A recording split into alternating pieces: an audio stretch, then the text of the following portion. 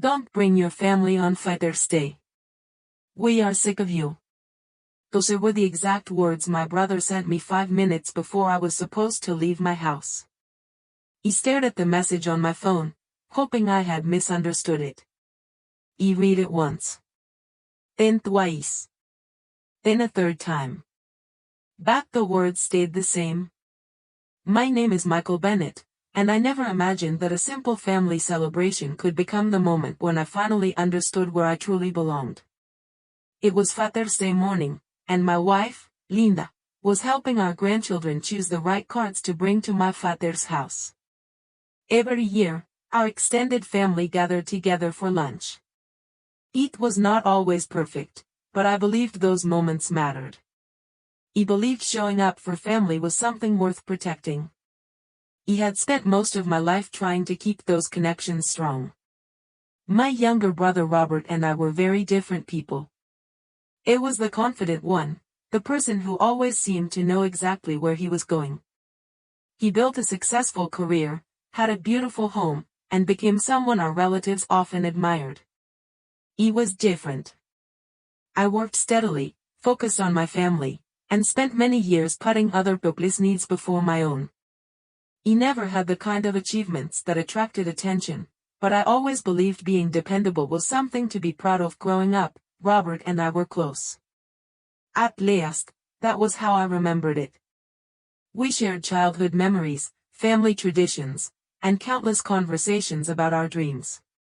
But as we became adults, something slowly changed between us. Our lives moved in different directions, and somewhere along the way, Robert started seeing me differently. He began making comments that seemed small at first. He would joke that I was too simple, that I did not understand how the world worked, or that I was always trying to keep things the old-fashioned way. He laughed along because I did not want conflict. He told myself that was just his personality. He never thought those small moments would eventually become a wall between us.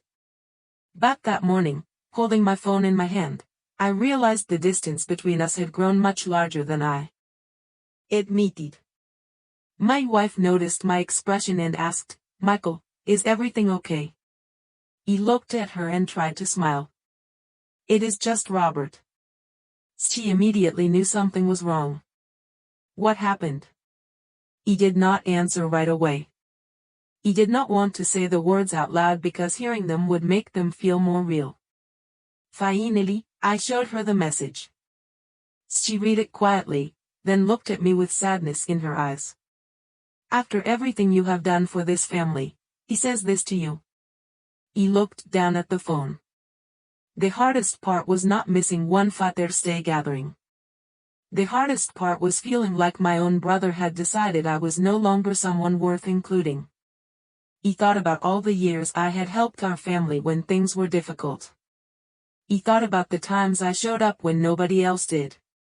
He thought about how many memories I had protected because I believed family was supposed to stand together. My first reaction was to simply stay home. Maybe that was what Robert wanted. Maybe avoiding the situation would keep things peaceful. But then I looked at my wife and my children, and I realized something. My family was watching how I responded. They were not just seeing what Robert did. They were seeing what I would choose to do next. He had only a few minutes before we were supposed to leave. He could ignore the message. He could let the hurt decide for me. Or I could make a choice that would change the way my family saw me forever. He placed my phone on the table and took a deep breath. He did not know what would happen next. He did not know that this single moment would reveal years of hidden feelings and misunderstandings. But I knew one thing. He was done allowing other people to decide whether I belonged in my own family. After sitting at the kitchen table for several minutes, I realized the message from Robert was not just about one holiday. It was about years of things left unsaid. He had spent so much time convincing myself that everything was fine because I did not want to admit that my relationship with my brother had changed. But that morning forced me to look at the truth. The distance between us did not happen overnight. It was built slowly through small moments that I ignored because I wanted to protect the idea of family. When Robert and I were younger, we were inseparable. We grew up in the same house, shared the same backyard, and experienced the same childhood memories. We were raised by parents who taught us that family came first. Our father always told us, no matter where life takes you, remember the people who were there in the beginning. He carried those words with me for decades. Robert seemed to carry them differently. As we became adults, he became more focused on achievements, appearances, and being respected by others. He never judged him for that. He admired his ambition. But somewhere along the way, he started judging me for choosing a different path. I remember one Thanksgiving when Robert looked around my small home and said, "You are comfortable here." He did not say it in an openly cruel way. It was almost worse because it sounded like genuine confusion. Like he could not understand why I was happy without the things he considered important. He smiled and told him, "Yes, I am." But inside, I wondered why my happiness always seemed to need an explanation. Over the years, Robert's comments became more frequent. He would suggest that I was too cautious. He would say that I never took big chances. He would compare our lives without realizing that every comparison made me feel smaller. He never told him how much those moments affected me because I believed brothers were supposed to forgive each other.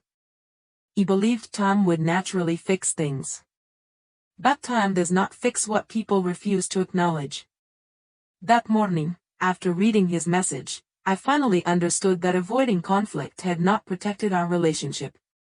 It had only allowed the misunderstanding to grow. My wife Linda sat across from me while I explained everything. She listened carefully because she knew this was not the first time I had been hurt by Robert's words. "Michael," she said gently, "how long have you been trying to prove that you belong?" Her question stayed with me because I did not have an answer. Maybe I had spent years trying to earn a place I should have never had to earn. Maybe he kept showing up, helping, and staying quiet because I hoped Robert would eventually see my value. But love and respect should not depend on constantly proving yourself. He looked at the clock and realized we had only a short time before leaving for Father's Day.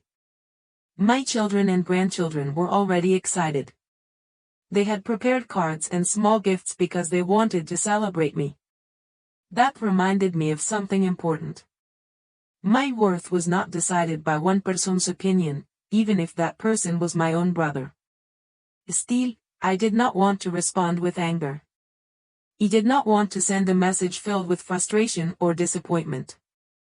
That would only create another wound. Instead, I wanted to understand why Robert felt this way. He wanted to know what had happened in his mind that made him believe excluding me was acceptable. Before making any decision, I opened our old family group chat. I looked at years of conversations, photographs, and memories. There were birthdays, holidays, and simple moments that reminded me of everything we had shared. For a moment, I wondered if I should ignore the message and pretend it never happened. But something inside me knew that silence would not solve anything. This time, I needed to make a choice. Not to fight. Not to punish. But to finally stand up for myself with calmness and dignity. He picked up my phone again and began typing a response. He did not know how Robert would react. He did not know that the next few minutes would reveal something neither of us expected. But I knew I could no longer continue pretending that being pushed aside did not hurt. The message I finally sent to Robert was not angry. It was not meant to make him feel guilty. He simply wrote the words I had been holding inside for years.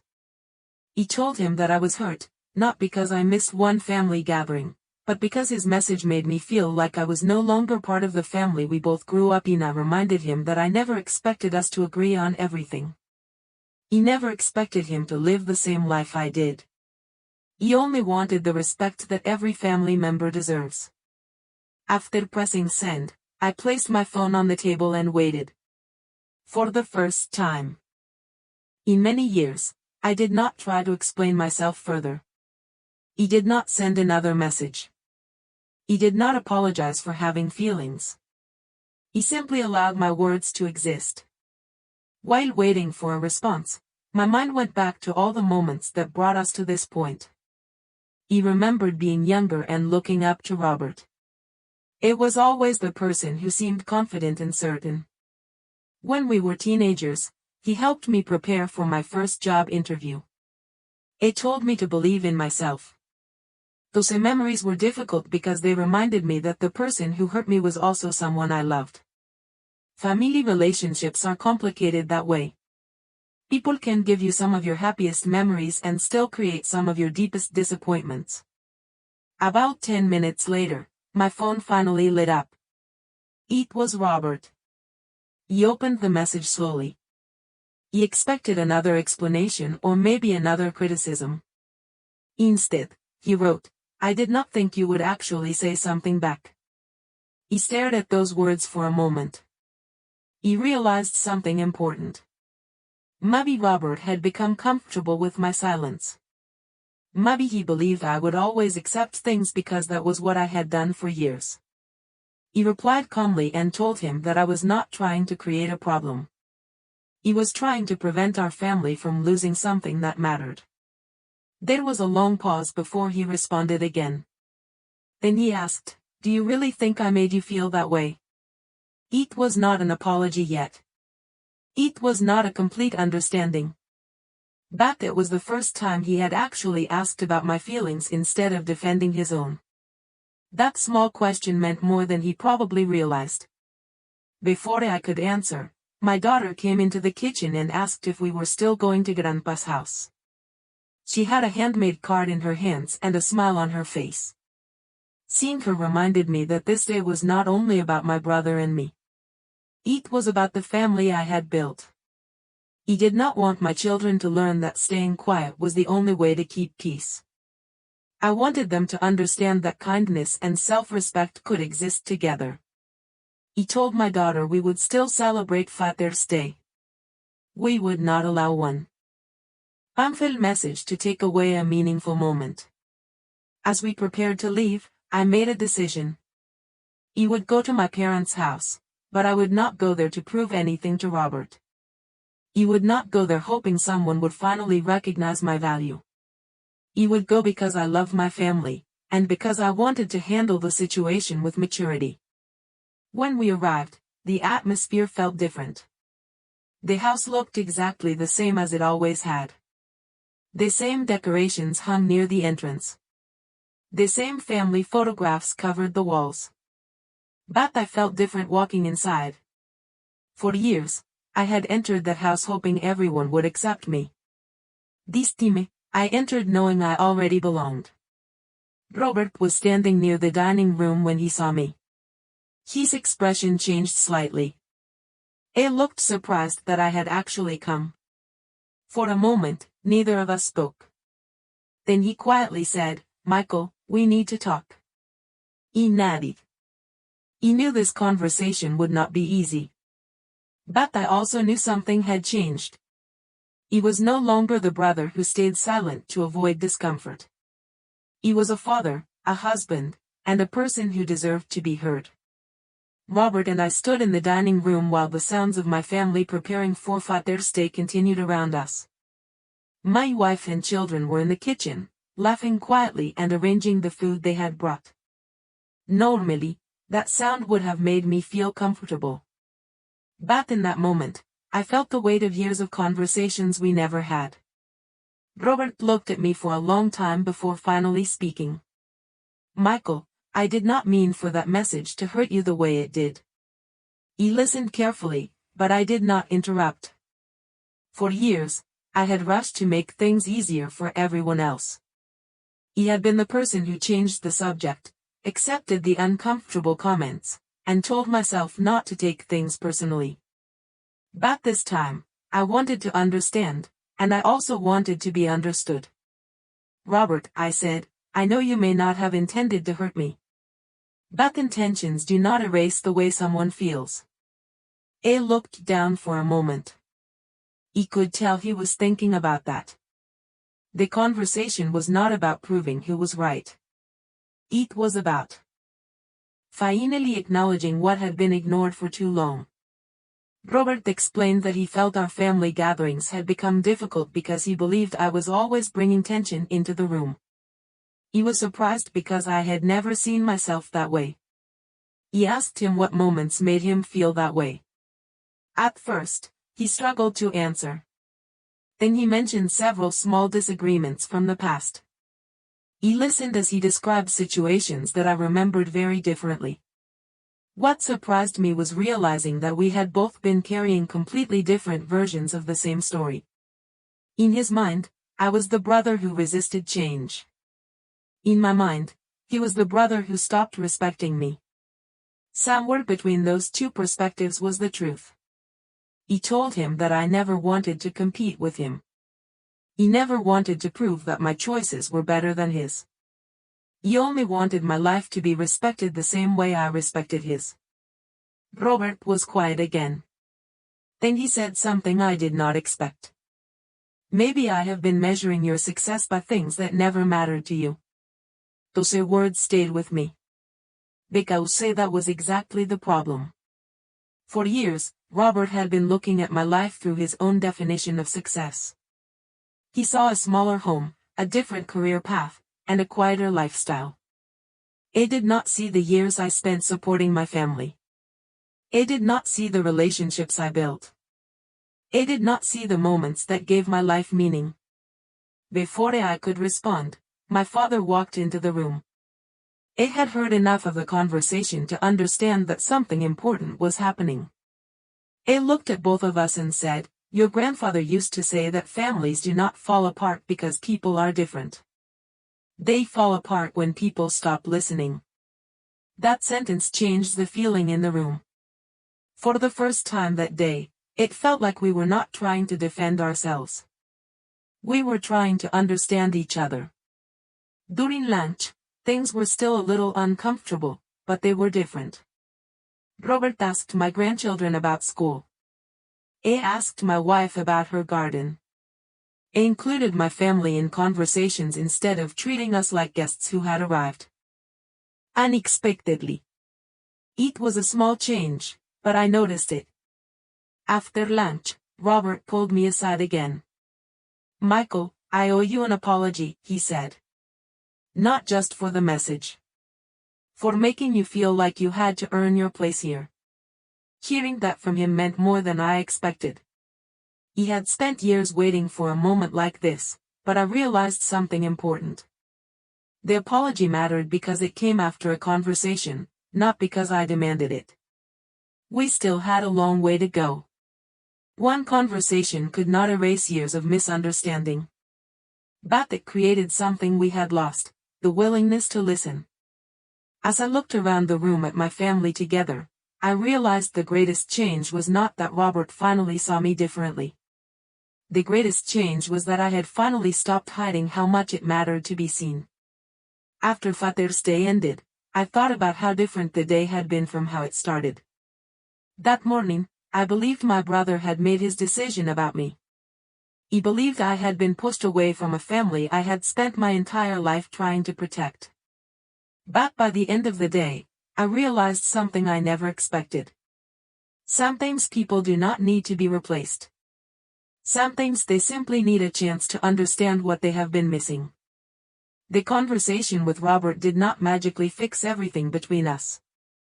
Years of misunderstandings do not disappear because of one apology. But something important had changed. For the first time in a long time, we were no longer pretending everything was fine while quietly holding on to disappointment. We were finally talking honestly. In the weeks that followed, I noticed small changes in Robert. They were not dramatic changes that happened overnight. They were simple moments that showed he was trying. He started calling more often. He asked about my family instead of only talking about his own life.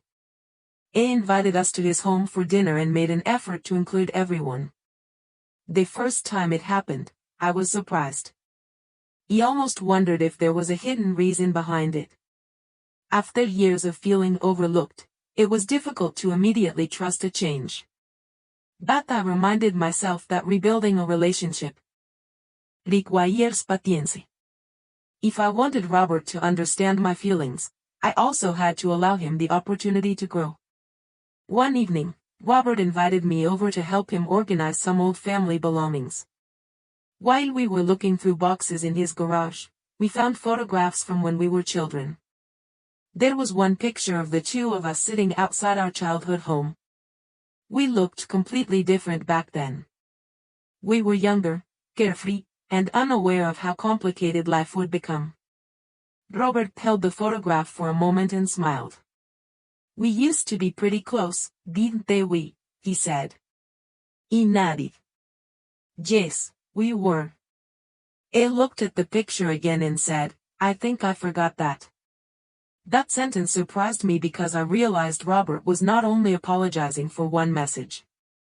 It was recognizing the distance that had grown between us. It was acknowledging that somewhere along the way, we stopped being brothers and became people trying to prove our own points. He told him that I missed the relationship we had before we started comparing our lives. He told him I never wanted to compete with him. He only wanted to feel like I still had a place beside him.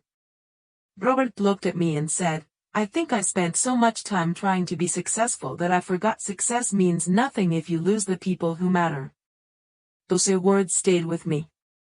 Because for years, I thought Robert did not care. But maybe he had simply been focused on the wrong things. Maybe he was so busy building an image of success that he failed to see the value in the relationships around him. Around that same time, my children noticed the difference too. They told me they enjoyed seeing everyone together again. They liked seeing their uncle laughing with them and asking about their lives. That meant more to me than they realized. He did not want my children to inherit old family tensions. He wanted them to learn that disagreements could be handled with respect. I wanted them to understand that love does not mean avoiding difficult conversations. Sometimes love means having the courage to speak honestly. Looking back, I realized that the message Robert sent was painful because it represented years of feeling unseen. But it also became the moment that forced us to stop avoiding the truth. If that message had never been sent, maybe we would have continued pretending everything was fine while growing further apart. Instead, it became the beginning of a conversation we should have had years earlier. He still remembered how hurt I felt that morning. He did not erase that feeling because it was part of my story. But I no longer carried it the same way.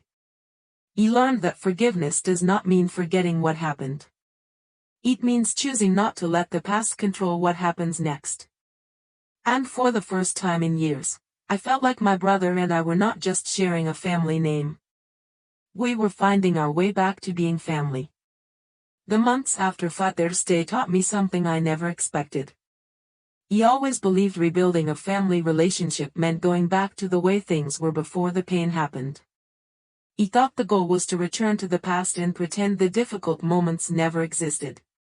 But I learned that real healing does not come from pretending. It comes from creating something new with honesty, paciencia, and understanding. Robert and I were not the same brothers we were when we were young. Though much had happened. Though many years had passed. But for the first time in a long time, we were both willing to stop looking at each other through old assumptions. One Saturday morning, Robert called and asked if I wanted to join him for coffee. It was a simple invitation, but I knew it meant something. Before everything changed between us, Robert and I used to do things like that all the time. We would sit for hours talking about work, family, and our plans for the future. Somewhere along the way, those conversations disappeared. He accepted his invitation and met him at a small coffee shop near his office. When I arrived, he was already sitting by the window. He smiled when he saw me, and for a moment, it felt like we were younger again. But we both knew we could not ignore what had happened. After we talked about everyday things, Robert became quiet. "Michael, I have been thinking about everything you said that day," he told me. And I realized something. He spent a lot of years thinking I knew you. But maybe I only knew the version of you I created in my own mind. His words surprised me because they showed a level of honesty I had not seen from him before. He told him that I also had things to learn. He admitted that I spent years avoiding difficult conversations because I was afraid of creating problems. He thought keeping quiet was the same as keeping peace. But I realized that silence can also create distance. Robert nodded. I think we both made mistakes, he said. That sentence meant more to me than a perfect apology because it showed that he was looking at the situation honestly. It was not trying to place all the responsibility on one person. It was recognizing that relationships are built by two people. Over time, our conversations became more natural. We started sharing parts of our lives that we had stopped sharing years earlier. Robert asked about my grandchildren. He asked about his plans and his worries. We began seeing each other as brothers again instead of opponents. One afternoon, my daughter asked me if I was surprised by how much things had changed. He told her I was. She smiled and said, "Sometimes people just need someone to tell them the truth." That made me think about the message Robert sent. At first, I saw it only as a rejection. He saw it as proof that I did not matter to him. But now I understood it differently. It was still hurtful. It still should not have happened. But it also forced us to face something we had avoided for years. It showed us where the cracks in our relationship were and gave us the chance to repair them. He also noticed a change in myself. Before that day, I spent a lot of energy wondering how people saw me. He wondered if I was respected enough, successful enough, or important enough. But after everything happened, I began focusing on a different question. Was I living according to my own values? Was I being the husband, father, and person I wanted to be? The answer was yes. He did not need everyone to agree with my choices. He did not need every person in my family to understand my journey. He only needed to know that I was living with kindness and integrity. Robert then. He still had moments where we disagreed.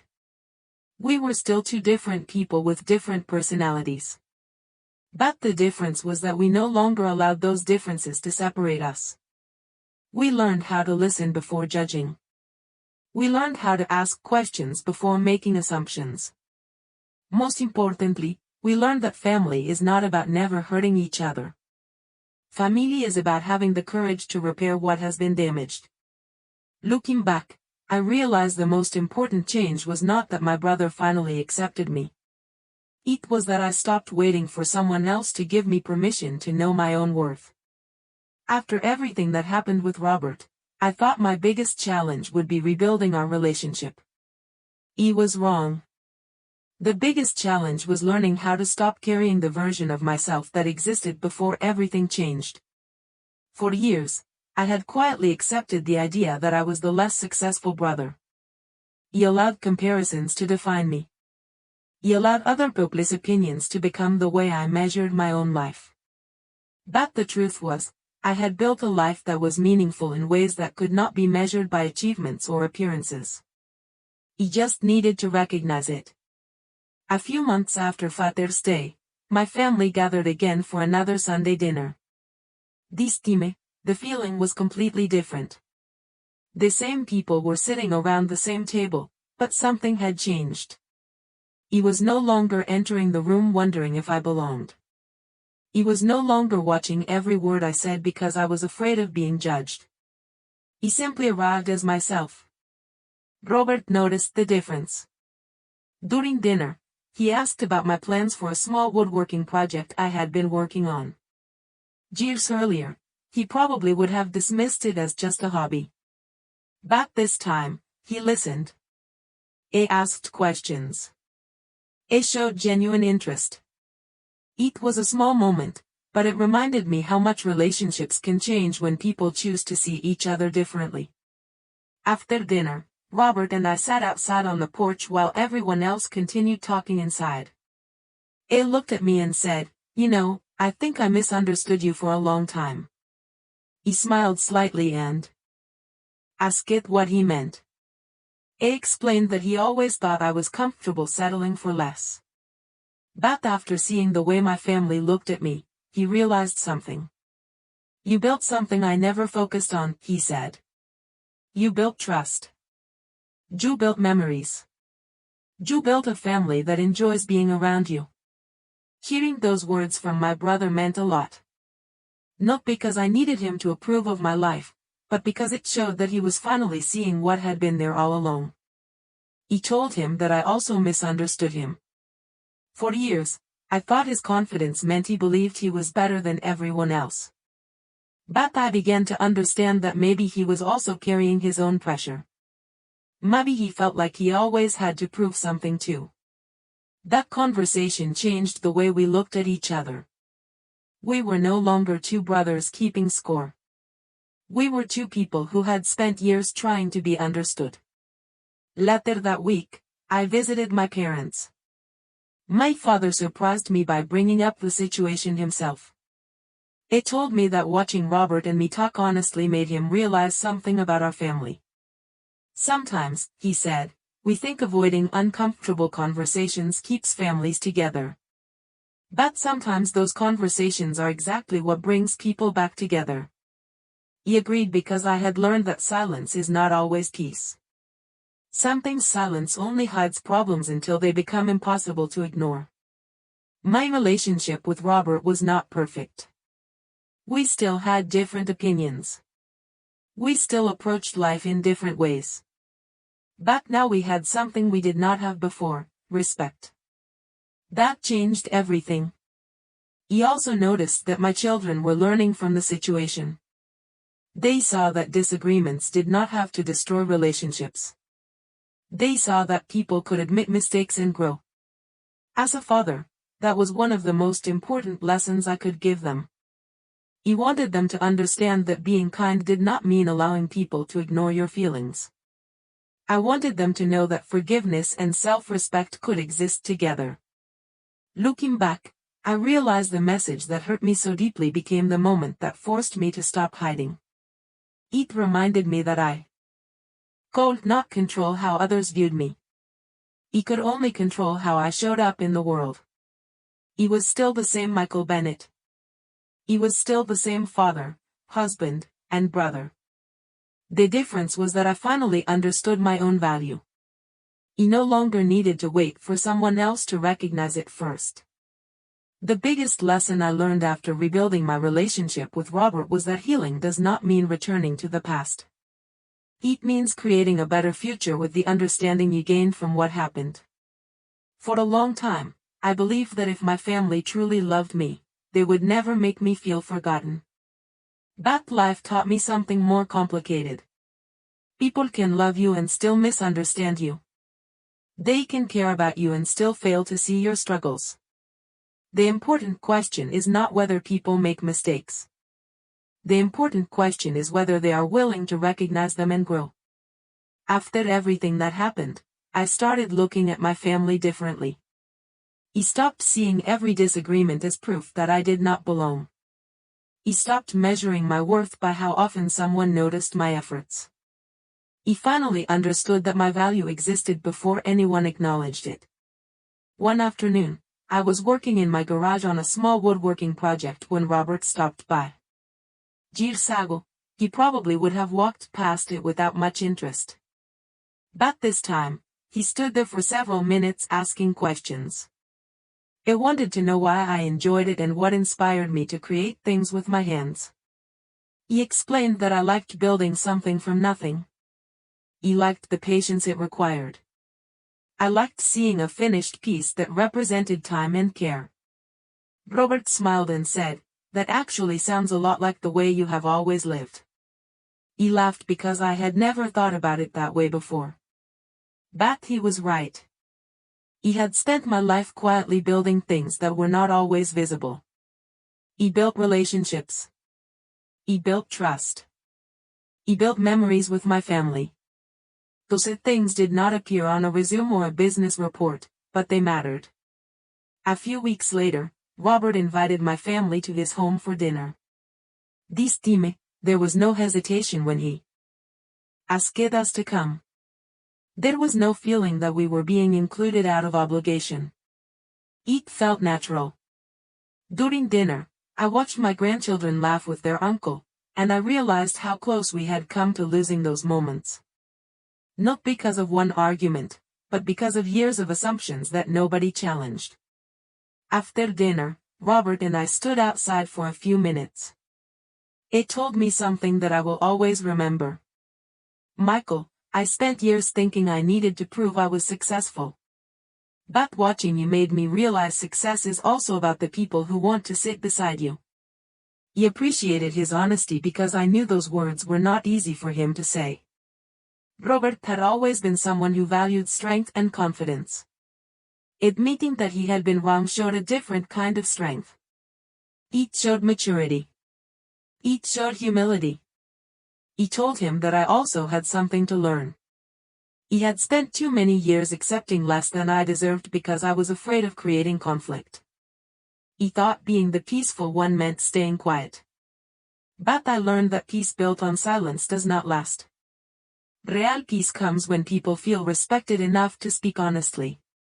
That lesson changed the way I approached every relationship in my life. He became more open with my children. He became more honest with my friends. He stopped pretending that everything was fine when something truly mattered to me. He learned that protecting relationships does not mean protecting them from every difficult conversation. Sometimes the most loving thing you can do is have the conversation that everyone else is avoiding. Looking back, I still remember the pain of reading Robert's message that morning. I remember the feeling of wondering if I was no longer wanted in my own family. But I also remember what came afterward. I remember the conversations. I remember the understanding. I remember the moment when two brothers stopped trying to prove who was right and started trying to understand each other. That experience changed me. It reminded me that rejection does not always define the end of a relationship. Sometimes it becomes the beginning of a deeper understanding. And sometimes the moment when you feel pushed away is the exact moment when you discover how strong you truly are. Looking back at everything that happened, I realized the message from Robert was never just about one Father's Day. It was about years of assumptions, missed conversations, and feelings that both of us carried without ever expressing them. At the time, I thought that message was proof that I no longer mattered to my own family. He thought it was the final sign that my efforts had gone unnoticed. But no, I see it differently. Sometimes the moments that hurt us the most are also the moments that force us to face the truth we have been avoiding. Before that day, I spent years trying to be the person everyone expected me to be. He wanted to be the dependable brother, the supportive father, and the family member who never caused problems. He believed keeping everyone comfortable was the same as keeping everyone connected. But I learned that a family cannot grow when people are afraid to be honest. It was only after I finally spoke about how I felt that anything began to change. Robert and I continued rebuilding our relationship one conversation at a time. We did not suddenly become people who agreed on everything. We still had different opinions. We still approached life in different ways. But the difference was that we respected those differences instead of allowing them to create distance between us. We started creating new memories instead of only remembering old ones. We celebrated birthdays together. We shared family dinners. We spent time together without feeling like we had to prove anything. One evening, my family gathered at my home for dinner. As I looked around the table, I noticed something that would have seemed impossible months earlier. Robert was laughing with my grandchildren. My wife was talking with him about everyday life. Everyone felt comfortable. There was no tension. No one was carefully choosing their words. It was simply a family enjoying time together. He sat there quietly for a moment and thought about how different things could have been if we had never had that difficult conversation. He thought about how easily pride and misunderstanding can separate people who genuinely care about each other. That night, Robert and I stepped outside for a few minutes. The evening was peaceful, and the neighborhood was quiet. He looked at me and said, "Michael, I hope you know that I never wanted to lose you as a brother." He nodded because I understood what he meant. Sometimes people hurt others not because they do not care, but because they do not realize the impact of their actions. He told him that I never wanted perfection from him. He never needed him to see life exactly the way I did. He only wanted us to remember that we were family before we were anything else. He smiled and said, "I think I forgot that for a while." That was the moment I knew we had truly moved forward. Not because the past disappeared, but because we had learned from it. My children often ask me about that time now. They want to know how I handled feeling rejected by someone I loved. I tell them that forgiveness does not mean pretending something never happened. Forgiveness means understanding that people can make mistakes and still choose to become better. But I also remind them that self-respect matters. Loving someone does not mean allowing yourself to be ignored. Caring about family does not mean losing yourself to keep the peace. Today, I am grateful for the lesson hidden inside that painful moment. I learned that my value was never determined by whether someone invited me, included me, or recognized my efforts. My value existed long before anyone else noticed it. I am Michael Bennett. I am a father, a husband, a brother, and a person who finally understands that belonging is not something someone else gives you. It is something you already carry within yourself. And sometimes, the hardest moments in life are the ones that remind you of that truth.